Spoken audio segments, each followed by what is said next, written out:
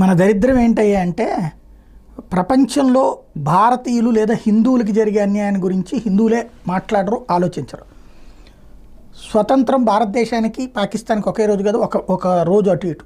ముందు రోజున 14 నాళ్ళకి వచ్చింది, 15 మనకు వచ్చింది. ఆ స్వతంత్రం వచ్చి ఇప్పటికి 77 ఏళ్ళు, 75 ఏళ్ళు అయిపోయిన తర్వాత స్వర్ణోత్సవాలు, రజతోత్సవాలు, లేకపోతే వజ్రోత్సవాలు ఇట్లాంటివన్నీ మనం నిర్వహించుకుంటుంటే ఇప్పుడు వాళ్ళదే అంతే కదా.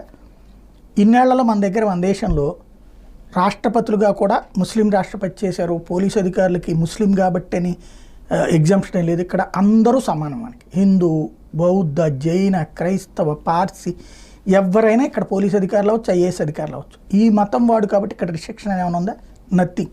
బట్ అక్కడ ఉంది.